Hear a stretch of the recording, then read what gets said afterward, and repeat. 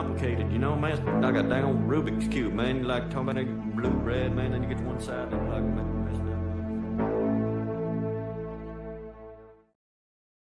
As you guys are no doubt aware, I've been doing a number of episodes on Israel-Palestine.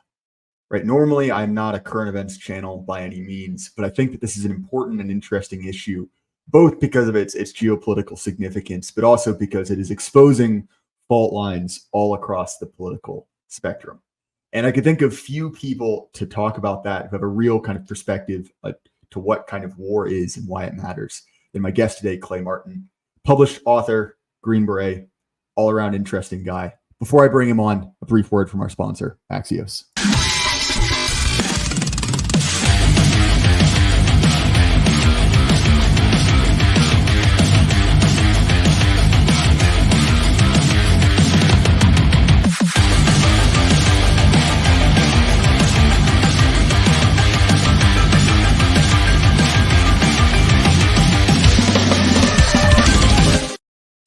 All right, Clay Martin, welcome to the show. How you doing, man? Hey, good, brother. Thanks for having me on today.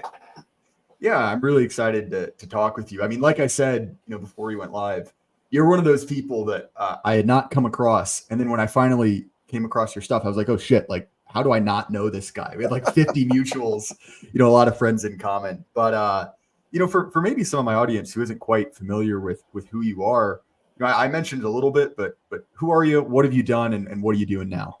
Oh shit, man! That sounds like an interview question. Fucking bright color. Do something. No, hey. Where do you see yourself in 5 years at this company? What's your? If you could wish for one thing, what would it be? World peace, obviously. No, I'd be out of business. That'd be terrible. So a quick down and dirty about myself. I'm a former Marine, reconnaissance Marine sniper, cross-deck, special forces guy. Did that for the rest of my career. Retired. Professional shooter nerd for a little bit.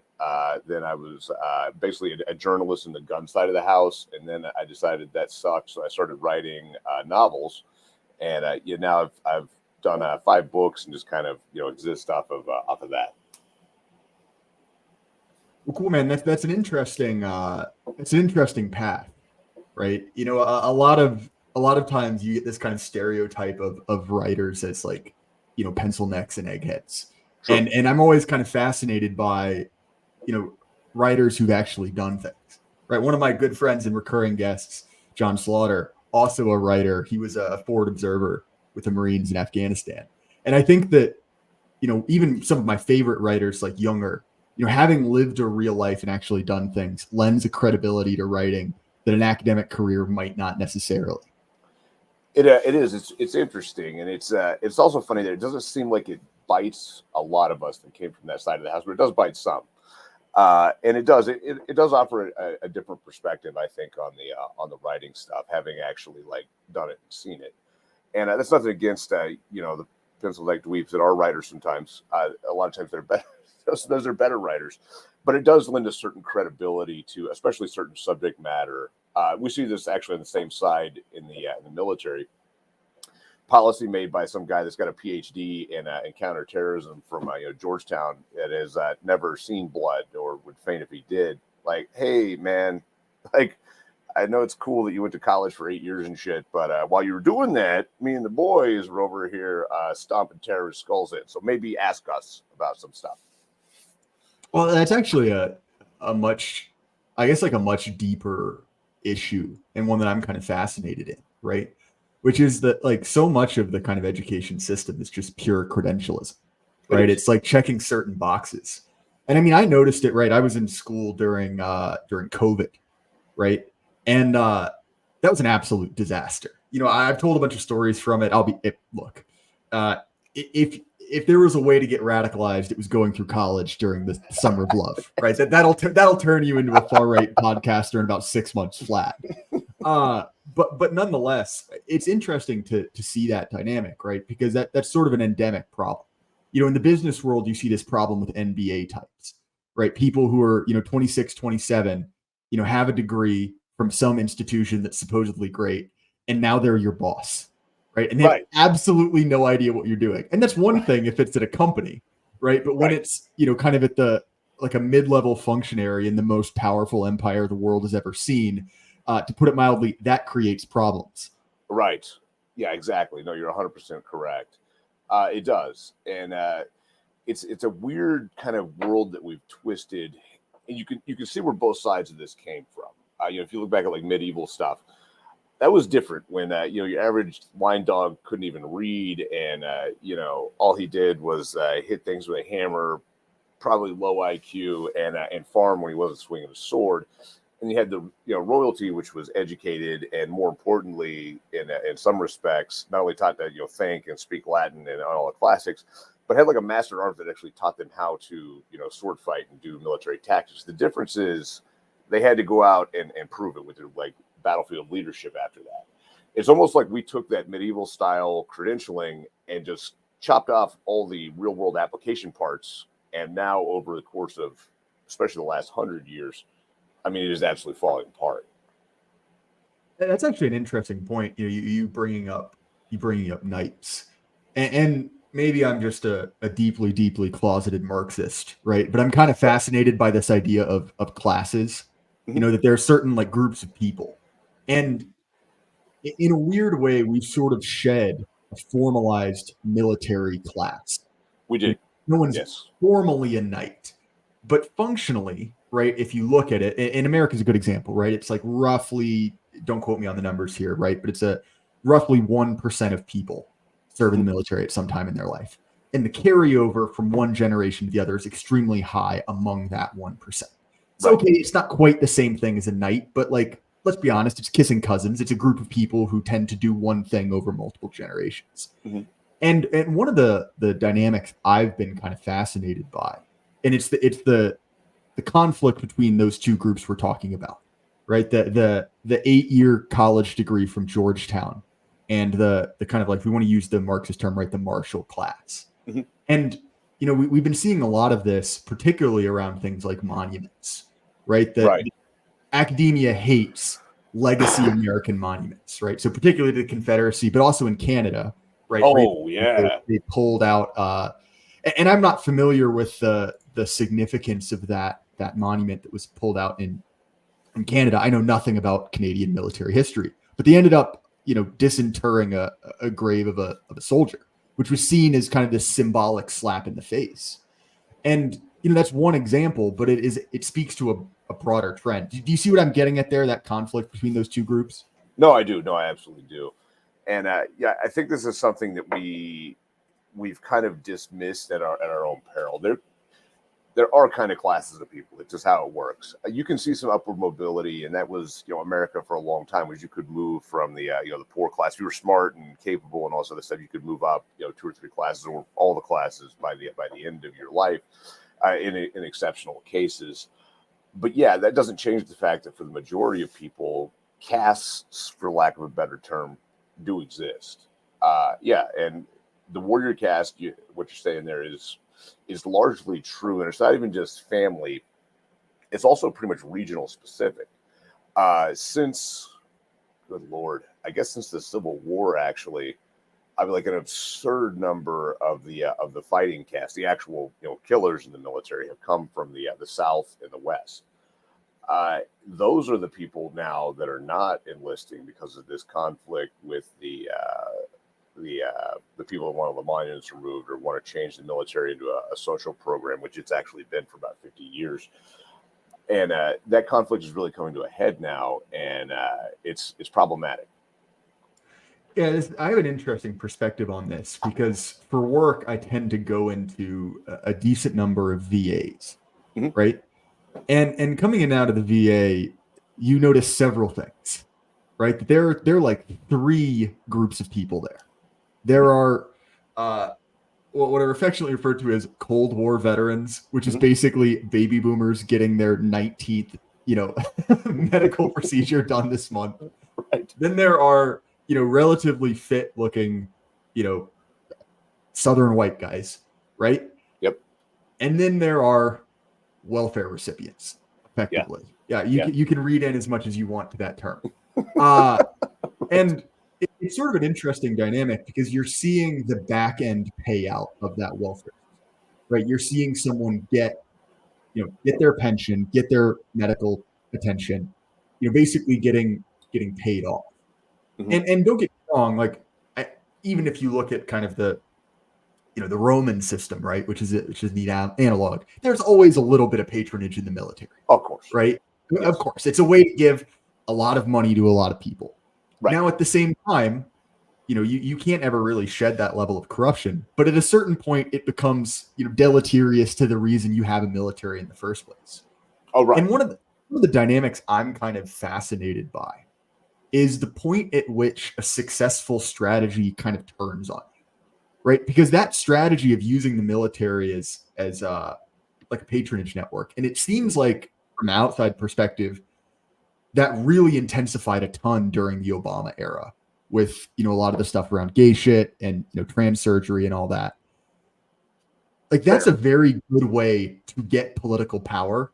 But the problem is, as kind of we're seeing now, when you actually have real fights going on, like, what's happening in Ukraine, what could be kicking off in the Middle East or with Taiwan, all of a sudden you're left with a military you turned into a patronage system, and it's much harder to basically swim upstream. Sorry, Clay, I've been talking for a while. Do you see what I'm getting at? No, it totally makes sense. And actually, this is something that the guys your age may not remember, but they were talking about a draft as far back as 2006 and 2007, and there was groundwork being done that they might have actually needed one then.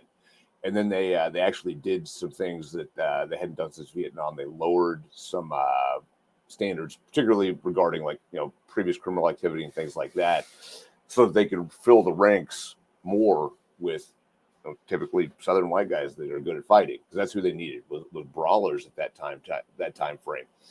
And it was close enough that there were like college kids that I knew at the time, like talking about, oh my God, what are we going to do when we have to dodge the draft and make an underground railroad and this other kind of nonsense. But the GWAT was not a big war. We weren't losing a lot of dudes. 6,000 people died, many of them my friends, and I get it, but that's a small sacrifice in terms of manpower. You look at Vietnam, even World War II, Korea. So we've been kind of dancing on the edge of this inability to actually fight a pure war for a long, long time. And part of that patronage actually goes also back to America's love of technology. We've been in love with technology since the 50s, and we've tried to make these more complex, hands-off kind of systems and win that way, but that doesn't work long term. So it's a huge problem. It's a bigger problem than probably almost anybody knows. You can actually go back and look at. I'm not sure. Well, let me think. Are they open source or not? It was long enough. I'm confident they're open source now. You remember the bombing of the USS Cole back in 2001? I do, yeah. Where it it's at a pier in I think Bahrain. I haven't looked. Well, I'll put it this way: I don't remember it. I was in diapers, but I'm familiar with the event, generally speaking. Okay. Well, something that's not really well known about that incident is the USS Cole almost sank. Not because it took such a critical hit, but because even then, and that's 24 years ago, the quality of sailors that they had that were willing to do the things that sailors have to do to keep a boat from sinking, which are scary, such as go below decks and close hatches, and there's scary things and fire and all kinds of bad shit. They didn't have that anymore. And they almost lost that boat right at the pier, and that was that long ago. That's a problem. It's a very real problem. Well, it's something I noticed in school, right? Because I won't dox my alma mater, but I went to a heavily military school. It had damn it, this is gonna be hard to say precisely without saying it. Went to a school where there was a military component baked into the institution. It was about 25%, large ROTC. Aside from that, and what was interesting about that is there was a huge divide between basically kids who wanted it, like that's what they were gonna do, and kids who were going for free college, and you could 100% tell. Yeah. And again, obviously the money matters, you can't do it for free. Right. But at the same time, you're getting a different caliber of person if someone is trying to thread the needle for, okay, what gets me the optimal amount of benefit for the least amount of work, right? Fundamentally, you're getting a different type of person. Correct. And I'll put it this way. If I just did this to get 2 years of school, I'm not going, I'm not going down in a sinking ship to close a metal door. Like, that's not the type of person who does that. Actually, I didn't know that there were talks in the mid 2000s about potentially opening up a draft. How seriously was that floated? Oh, it was very seriously floated because basically at that time they could not. Primarily, we're talking like infantry guys and things like that. Guys that fight. They were so short on those that they were talking about having to open that up. Like they were seriously running out of people to be, and not that many people fought in the war either. If we're being totally honest. But they could not get the rotation times down far enough, and I mean it was very seriously floated. Well, this is something you've sort of seen make a comeback, right? That there was someone in the UK defense establishment basically saying like, oh, if the UK needs to fight with Russia, we're going to need a general draft. I believe that the entire UK military can fit in the Cowboys Stadium, right? It's not a massive force. No, it's not. It's tiny. It's absolutely tiny. Which I don't know if that says more about the UK military or about the Dallas Cowboys, but nonetheless, right? It's not a huge thing. But nonetheless, what was interesting about that was not necessarily the idea that they're floating a draft. Like we can have a conversation about that. But I thought the reaction was fascinating because you see two very different reactions. You get one, which is basically the British version of good old boys, right? The kind of guys that would be signing up to fight, basically saying like, screw you. I remember the last 5 years when you were calling me all these names. I'm not going to sign up for you once you need me. Right. And then the other one I thought was fascinating was the new arrivals, right? The recent imports to England. And they basically said, I'm not English, I'm Pakistani. Which conveniently, Amazing. I happen to agree with them. It's just maybe in a different way than they thought. And so I think that's going to be an interesting thing if it actually kind of occurs. Because if you look at the Vietnam War, right, we have this narrative about how much people hated Vietnam, but at the start of the war, Vietnam was relatively popular with young people, right? It was like 70% approval. And obviously that waned over the course of it. But right. I don't think, even if you set aside the physical fitness, right? Like how many Zoomers are, gay, fat, and retarded, right. Like how do you get a draft when no one wants to get a draft and all the new arrivals, have no attachment to a country? Do you see that as being a real issue? This is actually a very interesting point because Germans were talking about it over the last week too. They were actually talking about bringing a draft back with the option of military service or civil service unpaid for 2 years, but for the same reasons, because they're scared of the Russians. This has the potential to be one of the most interesting things that's ever happened. Is also exclusively, if we talk about big wars, excluding the GWAT, the United States has never fought a major war without a draft. Never once, which a lot of people don't know, but it's true. Even Korea, there was a very serious draft for that. And this has actually been the Western way for, we talk about troop levies, 1,000 years, more 2,000 years, maybe. But this time is different. This whole thing may blow up in their faces. If they really are that screwed that they're going to have to draft people and fight World War III, at a certain point, I don't know how you enforce it. I don't know how. Before you could do it because there were a large number of people that maybe felt like a sense of duty. So they weren't going to sign up when they got drafted, like, okay, fuck it, I'm going. I'm all in. As well as there was a certain amount of shame if you were a draft dodger, like, oh my God, that was terrible and whatnot. That didn't really go away until I guess Bill Clinton in the 90s. But it was a stigma for a long, long, long time. I don't think there's any stigma left. My sons aren't going. I don't think anybody's gonna, turn people in for not going to I just don't think the country's there anymore. And Europe's sure as hell not there. So I really don't know what will happen. I mean, this could completely derail the fucking train, for being honest. Well, and it's sort of a similar dynamic with turning the military into a welfare program, right? Which is like, attacking American culture and like an American sense of duty was a great way for the left to get power for the last 70 years, especially after Vietnam. Right. And then to see them flip-flop and all of a sudden it's be like, oh, why aren't you patriotic, right? Why don't you want to sign up to die in Ukraine? Right. And it's like, well, where the fuck have you been? This was like you 3 years ago. Right. And I think that it's encouraging to me because, I am from a, kind of a heartland area of America where, a lot of people maybe 5 to 10 years older than me were, in the Great War on Terror, and seeing them come out, fairly disillusioned with that. Right. It's somewhat comforting to see people basically looking at it and saying, you know what, like, this isn't a good deal for me. You're not here for my interests after this is done. And I think that, especially kind of right-wing Americans have been, they've kind of been played, to be honest, for the last, since totally World War II. For the last 400 years, at least. Yeah, pretty much. Yeah. No, that's an absolute fucking fact. Like, there's no debate about that. But yes, certainly since, do you know why all the bases in the South have Confederate names? Explain it to me.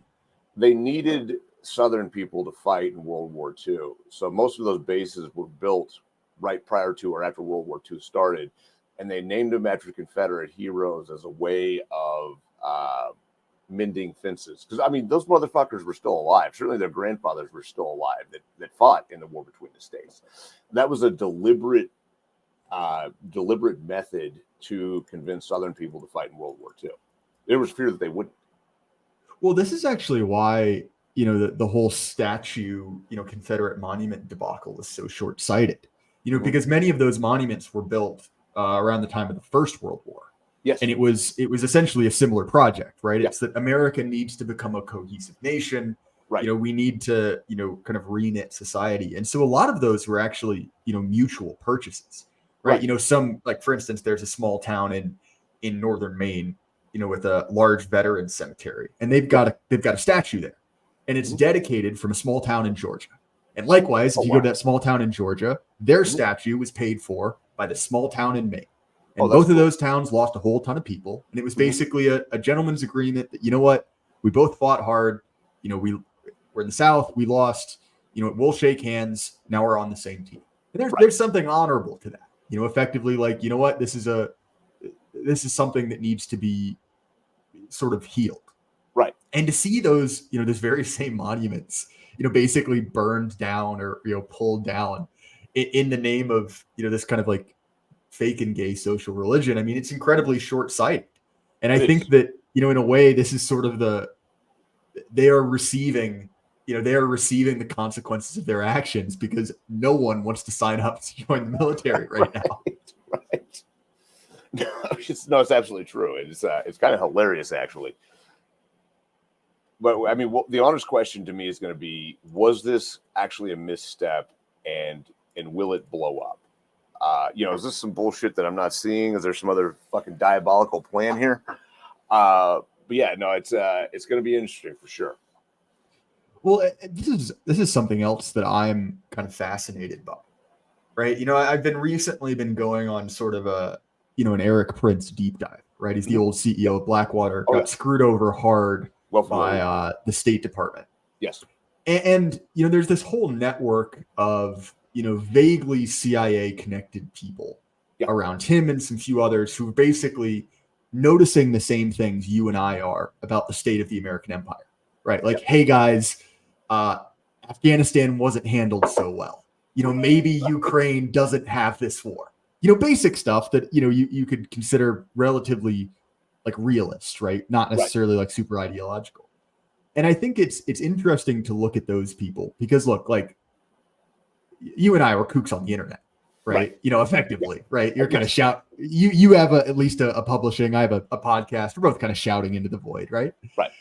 But it's interesting to me when people who are kind of connected to the halls of power in one way or another are noticing the same things we are. Right. Yes. Because I always think about this from just like a selfish human nature perspective, right? That there are ambitious people who want to be in power. Right. And when you have a country that is playing the game badly, but has a lot of power, right? That sort of presents an opening for someone else to basically say like, hey, look, like, let me be in charge of this. I'll fix it. And I guess that, when we're talking about, does this blow up or not? I guess that's really a question of, do the people currently in charge stay in charge? Because if they do, they show no signs of being able to say this, right? Like it was Blinken who was singing that Neil Young song, Oh Keep my on God. Rocking in the Free World in a nightclub in Ukraine. And you're like, well, okay, Kharkiv is currently getting demolished by Russian artillery, but at least he sang a cover. And they just canceled Ukraine's elections. So yeah, okay. Yeah, no, it was like 5 minutes after that. Yeah, exactly, right? And so my point is, these aren't serious people. Anyway, sorry, No. I've been talking too much. No. No, you're right. I mean, they're total fucking clowns. It's an interesting point, though. Now that I don't know, does someone else fill that power vacuum? That's a good question. That's a very good question. This is actually my fear. The American Southern patriot dude is such an American Southern patriot dude, and let's be honest too. Not always a NASA candidate. Not always going to fucking cure cancer. As far as the intelligence goes, does he have the fucking sense to stay out of the way, and stick to his guns of fuck these people that hate him when the false flag happens, or something to that effect? So that's the only way that it really blows up on the people in power is if he holds his ground, like, nah, dog, no, hell no.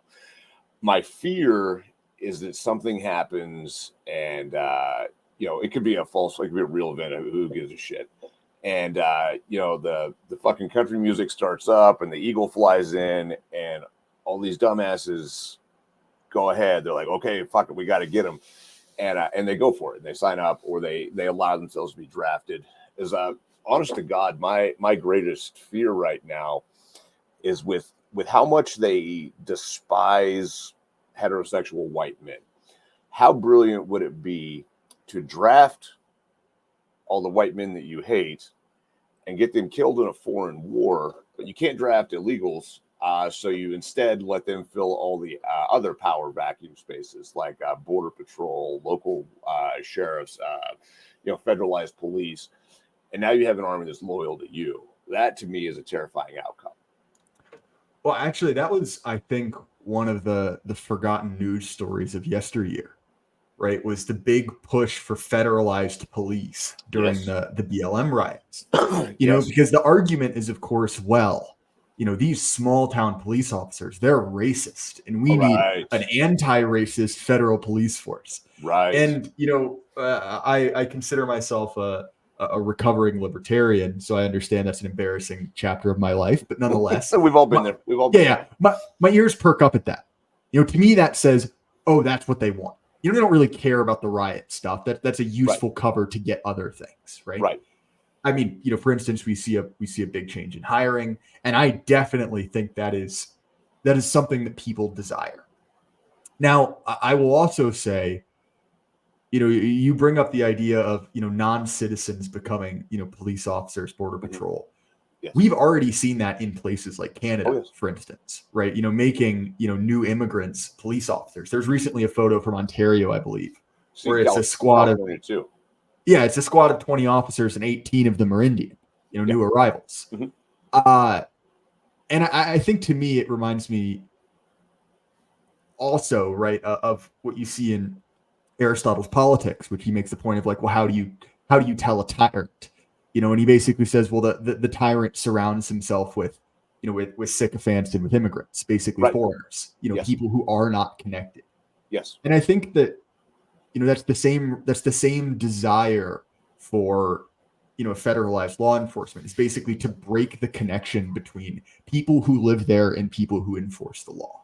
I think is a core desire, because there is no, it's basically like an occupied army at that point, right? Right.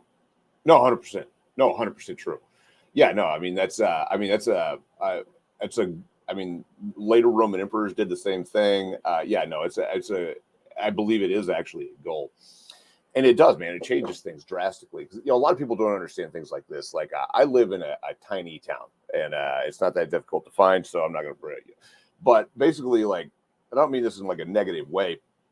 I gave a talk actually at the local 2A society when I first moved here, and I talked to them about the difference between a small town and a big town. The difference here is yesterday I saw the mayor power washing his driveway, and if I ever have a real problem, I can go to the fucking mayor's house and be like, "Hey Jim, what the fuck, bro? And same thing with all the cops and the chief of police. Like, I know him not because, I'm some cool dude or whatever, but we live in places so fucking small. I see him at the grocery store. There's a huge amount of the difference in your relationships when it's that versus some faceless dude that you'll never see, even in bigger towns with 20 or 30,000, unless you happen to live next door to one.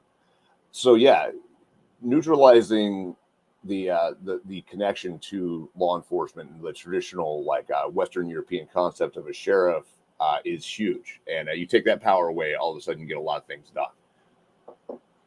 Well, and that term sheriff, right? It's a sort of a elision of shire reeve, basically right. The county guy, right. to take it to a really stupid level. Right. And, we're talking about, this kind of like growing atomization that the left has really pursued, I would argue, since the French Revolution. Right. Mm-hmm. And what it does is at its very nature, the left is sort of like a political magic formula where you break something and you release energy from it. You get power from it. So it's like breaking an atom. Right. Now, the problem is when that energy is exhausted, you're left with like radioactive material. You're left with something that doesn't work. And so we've seen that kind of carried out, over the last 400 years. First, okay, we broke the link between, the population and the monarch. Okay, then, between the, we go back even further to the Reformation and say the link between, men and the church. But the point is, all of these social bonds have been broken and been broken and been broken. And it's, I think, really the logic behind the push for transgenderism, right? That is another thing to break those two categories of man and woman. It's why non-binary is such a powerful symbol of the regime. And that relationship between people and law enforcement, which, let's be honest, has been strained for a while. Oh, right? Yeah, long time. I'm not trying to valorize American policing. No, fuck me neither. Not even a little bit. But we can admit that traditional style relationship of, hey, the cop who lives down the road, the sheriff that you have to vote for, that is a fundamentally different thing than federalized law enforcement headed up by regime appointees. One more example, then I'll throw it back to you. Actually, a great example of this is my favorite American politician, Lori Lightfoot. Lori Lightfoot, the ex-mayor of Chicago, right? She's the one who looks like the missing link. She was like a wait. She looks like Beetlejuice. Okay, yeah, that one. Yeah, but she's an interesting case because the reason she exists actually legitimately has to do with federalized control of law enforcement. That in Chicago, the police union is effectively a gang. They're a massively important, both on the street level and then also in politics. The police union is huge. Gotcha. And the Obama DOJ didn't like that because, okay, yeah, Chicago's a Democrat city, but there's a really big difference between a Chicago police union Democrat and an 8-year graduate of Georgetown, right? Like those are two different things. Right. And so basically the desire was to break that power block. And so they airdropped Lori Lightfoot into that. It was, what was the name? He was a Illinois guy who was an Obama diplomat. Cannot remember his name. I'll put it in the show notes if I remember. Point is, nominates Lori Lightfoot, sticks her into power there, right? And she is controlled by the DOJ. Basically, that's where she did her entire career. So all of a sudden, she is their inside woman. I'm putting that in quotes if you know what Lori Lightfoot looks like. It's right. But the point is, right, that is a conflict of interest between localized law enforcement and federalized law enforcement, right? And the desire was, well, we want to bring that under our control. They're not independent. They're not, subject to Chicago in any way. They're our thing. And so that conflict we've been seeing for a while. Now, admittedly, what happened is effectively that the Chicago police just said, screw you, we're not enforcing the law. And that's how you end up with a Chicago that is slightly more dangerous than Kabul. Right, no shit. The point is, right, not to just ramble about law enforcement, but that is a sort of a conflict in what we would refer to in business as a principal agent problem, right? Not everyone at different levels of this organization agrees. And so I think that is an issue, right, that our elites are very interested in solving, at least from their perspective. Mm-hmm. So sorry, man, I've been no. An interview show where I've been talking more than you. But I wanted to talk with you about something that's slightly related to that, right? Which is Sure. you've said that you've worked in the preparedness, the firearms training scene for a while. Yeah. And so I'm curious, how did 2020, the kind of mass breakdown in law enforcement, how did that affect what you do? And do you see people taking that more seriously kind of after that? Oh, oh, oh, man, that's a bag of worms right there. Yes. No. Oh, good Lord. No, completely. And here's the thing, man. I'm a pretty paranoid dude. Like I had the tinfoil sombrero. 2020 taught me that I was not paranoid enough, not by a damn long shot. Like I needed the extra suit or something. So what I saw, and this is an honest assessment for me as well. Looking back at prepping and training and stuff like that, I didn't take, I'm going to be perfectly honest, training citizens that seriously because I didn't see that much of a problem, really. I was like, come on, man. Like, you're going to shoot somebody with your pistol, like, leave that armor and gun rifle. It's ridiculous. I'll teach it if you want it, but it's ridiculous. To 2020, and all of a sudden I'm like, oh, my God. Between COVID and the summer of love and subsequently the election, like, I have been completely wrong about this for all these years. And we need to turn it up. And funny enough, 2020 changed things for me too, because that's my most successful books, or my two survival books that were written in the year 2020. It's funny. My first one about urban survival, and I don't mean like collecting water off the roof and shit like that. None of my books are about that. They're about tactics and building relationships so that you have a team. You can deal with things, or what just when you start burning your apartment building down, you're in the motherfucker. I had pre-written most of that one based on me living in Oregon. I lived over in Oregon, and I kind of saw, because Portland's like the ancestral home of Antifa and all that. I saw how things were evolving there, and I kind of applied that on a nationwide scale in late 2019. I was like, oh my God. So that book was like 75% written, and so therefore I was able to put it out like the first week of the George Floyd riots. And that changed actually my entire life, as that was by a factor of 100 my best-selling book of all time. And 6 months later, I had the rural survival version of that out, solely because we saw for the first time, maybe ever, the Floyd riots bleed out into the countryside, where they were busting people into like small towns in the middle of Idaho and Washington and stuff. So yeah, it changed a lot for me. I did not understand how deep the rabbit hole went as far as a lot of things, honestly. Government control. I didn't understand how deep the Chinese had infiltrated. That was kind of like a sidebar, but I saw that because when COVID started and people were like, "Oh, this came from the labs, whatever." People really started researching what else China had invested in over here and how much control they had, which politicians they had bought. So yeah, man, 2020 was a huge watershed even for me. I think that your point about this is the point at which the kind of like every generation great American riot broke out into the countryside is an interesting one, right? Because that never happened before, right? And do you remember what was the name of that family? They were kind of like the archetypical boomer family, right? In that gated community that were standing out in their front yard in Missouri, in St. Louis, Missouri. In Missouri, right? Yeah. I don't remember their names, but the McClatchy. And there was that kind of iconic image of the guy with the polo shirt tucked into his khakis with the tall white socks, with his, his 94 assault weapons band AR-15, kind of facing down the crowd. And look, like those people, they ended up being fine. It was sort of humorous in retrospect. But nonetheless, that's a really crazy moment when you think about it, right? That this has become a problem for baby boomers in a gated community. Right. It changes things.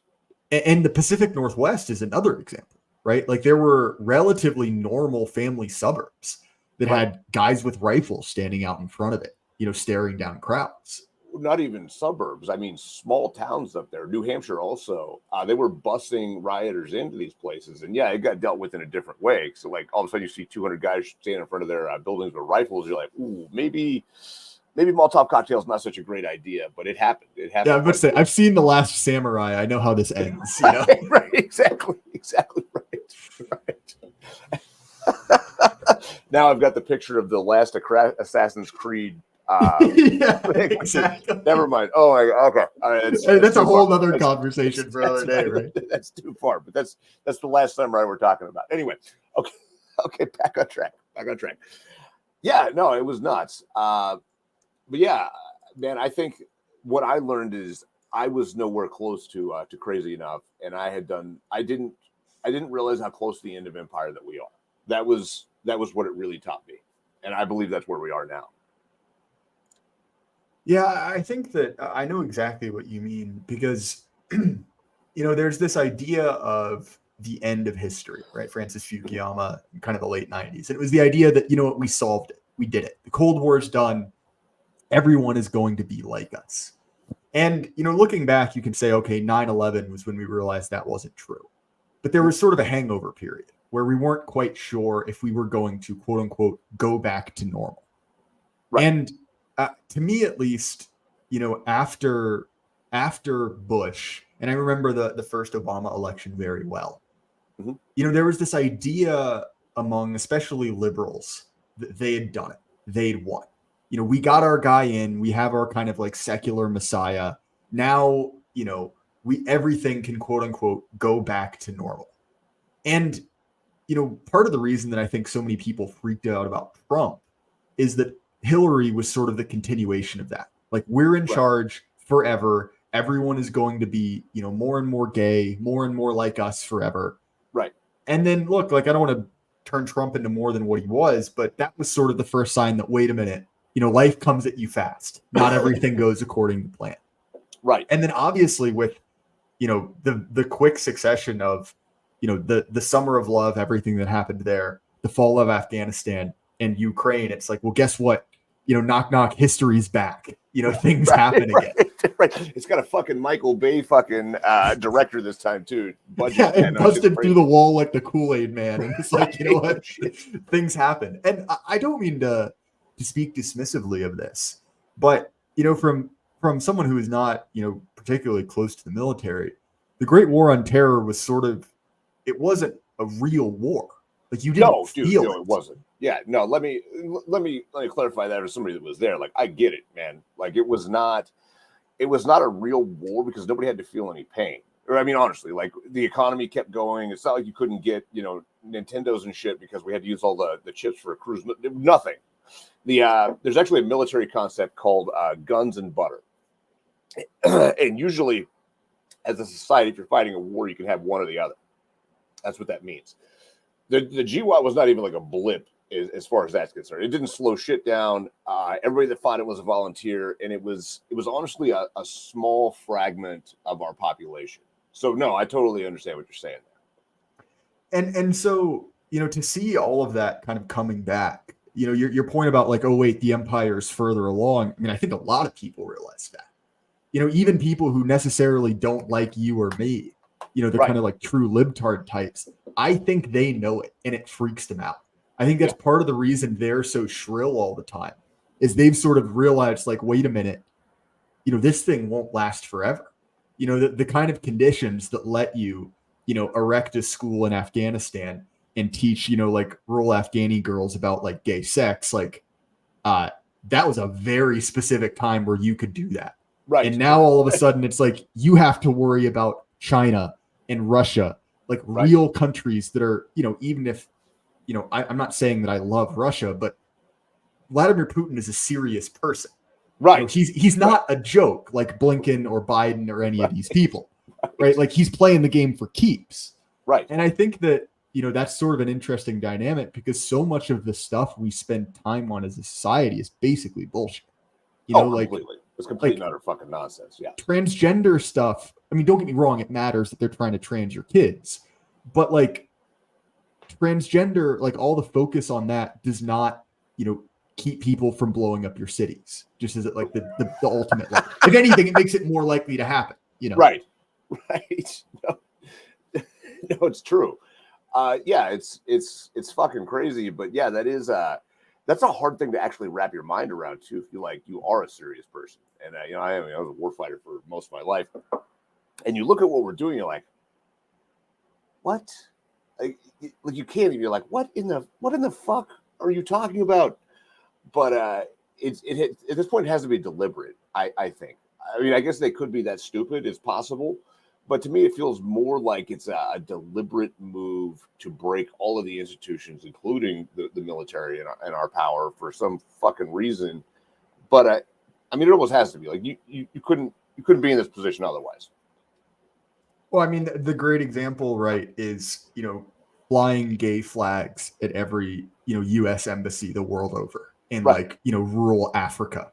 And Yeah, we wonder why the Nigerians don't want to hang out with us anymore. It's like, well, the trade deals China offered them probably helped. But let's be honest, when you're saying like, hey, be our friends and we'll make your kids gay, is probably not the kind of like marketing proposal you'd want. Right. Well, there's a flip side to that too, and this is what Afghanistan did to us, I believe. There's the concept of Roman Empire of you don't touch a fucking Roman citizen because the legions will show up, and that means one. That means you don't fuck with one Roman citizen anywhere. Because it might take 10 years, but the legions will show up and they will fuck your shit up for that transgression. The minute that the legions aren't coming anymore, though, because the legions are fucking useless or busy at a gay pride parade. The moment that that fear of military power breaks, all right, you find out who your friends really are, and there's not many of them. And that I believe is what's happening to us now. The withdrawal from Afghanistan, whatever we accomplished there, the withdrawal was humiliating. It was perhaps the worst military defeat in certain contexts in the history of the world. With all the shit we left behind and basically leaving with our tail between our legs is what it looked like. That was terrible. And look where we are just 3 years later. I mean, the U.S. Navy, once the most feared thing in the world. That's something that a lot of civilians don't understand either. It's never really been our Army or our Air Force that people are afraid of. It's our fucking Navy. All right. Our Navy basically ruled the entire planet for the last, since the Soviets fell in 86, 89, whatever that was. Unquestioning naval supremacy ever since then. Now they're getting fucked with by chuckleheads with $50 drones. Like this is not good. All right, and people see this, and so who are they going to start allying with? Whoever they think is stronger. Well, and this is actually an interesting point, because we were talking about the Marshall class earlier, right? And obviously technology, dramatically affects social arrangements. And first, the development of things like the longbow, and then later with gunpowder, and then rifles, right? Yeah. The category of person who fights wars changes dramatically. It does, yes. Because obviously, okay, it's easier to teach someone to use a pike than a sword, but fundamentally, right, the top tier dude was always a highly trained professional soldier, right? The legions are a great example. And that's someone who's devoted their whole life to that. Right. Now, all of a sudden, right, the invention of guns, you can do what Napoleon did and basically hand everyone in your entire country a gun. And all of a sudden, obviously he was a great general, but you are a major force. And I think that in a way, right, we're seeing a similar thing with drones, right? So the Houthis are a great example. They're not a danger in the way that Napoleon is, right? We're worried about Houthis, like invading the whole world. Right. Yeah, no, it's fucking, yes. But they're at a choke point, right? And they're at a choke point that presents a major problem for the U.S. empire because the Houthis are supported by Iran. We've been fucking with Iran for decades, right? Since since World War II, right? Actually, even before. Right. And so they don't particularly like us. But imagine that, they like the Chinese. Right. And so Chinese ships can go through the Red Sea fine. Iranian ships can go through the Red Sea fine. And, you mentioned, right, that, the Navy is really the right arm of the empire. And this is a conversation for another time, ultimately, but I'll just mention it, that effectively, the U.S. is the economic kingpin of the world. Right. And they're able to do that through basically holding a gun to everyone's head and requiring them to use dollars to buy Right. oil, right? And the way they're able to do that is because we have a navy and we'll blockade you and we will put you under sanctions if you don't do what we want. Right. But all of a sudden, if we can't protect the Red Sea, one of the most essential shipping lanes in the world, but China can, because China can get through, well, who's really in charge? Exactly. That fundamentally changes the calculus. And all of a sudden, that gun to everyone's head, well, that doesn't work so well anymore. Right. And okay, fair enough. Maybe if you can offer them a better deal. But if you're, this arrogant group of people that we've been talking about the whole time who think they know how everything ought to be done, who's trying to basically trans everyone's kids worldwide and also can't even point the gun at everyone's head. It's like, well, guys, you're 0 for 2 here. You're 0 for 2. This is not good. This is not working out for you. No, it is. It is true. And the more of these people that wake up and realize this, the worse it's going to get. And this is a funny thing too, because we are at a point where technology changes things. And probably the last time that we were at this same point was actually the invention of the machine gun. The invention of the machine gun meant that you could send a lot less dudes to absolutely kick the shit out of a lot more dudes if they had more primitive weapons. And this lasted, into the 20s actually. Even post World War I, there were situations where we're fighting, third world armies or us or our European cousins, and absolutely dominating them because you had 20 guys that had a machine gun. It was no longer, it could fire so much faster than, whatever bolt action bullshit you could get, much less a spear. I feel like that's what the drone technology is the equivalent to machine gun technology. It really is. It is a war-changing device. And the first 5 to 10 years of something like that being around are where you see the most tactical changes, but it's also where you see the table potentially get completely upset. The drones have the potential to do that. Just watching how much they've evolved in the last, I'm going to say 15 years is incredible. It's funny. It was like probably 2008 or 2009. One of my, forward-thinking special forces buddies comes to me. He's like, hey, check this out. And it was the drone racing league from back then. And so we watched the drone racing league. I'm like, okay, fucking what? He's like, what if one of those kids had a drone that's that fast that had, this much C4 on it? What are you going to do about that? And I was like, oh, holy shit. Like, now I understand. Now I get it. And drones have only in the meantime gotten more capable and cheaper and better. So this is not something that's easily dismissed. And I think part of the other problem with this is our thinkers, if you will, at the Pentagon and in DC, they're so tied to our military industrial complex of wanting big ticket items and F-35 fighters, things like that. I don't think they see it, and I think we're going to pay for that dearly. Yeah, it's kind of a similar problem, and it seems to be almost endemic to American military culture, right? That the American military, vast generalization, but I believe I can back it up, right, is really sold on firepower as a substitute for all, right? That like, oh, we have XYZ gadget, that will let us overcome XYZ intrinsic problem. And actually, weirdly, I think that part of the reason that that Obama in particular really liked Predator drones is that they basically allowed him to do what he wanted to do without getting, boots on the ground involved, right? Yeah. That they could just send some nerd in Nevada to just obliterate someone's wedding, instead of actually, exactly. Right. And that was a convenient solution.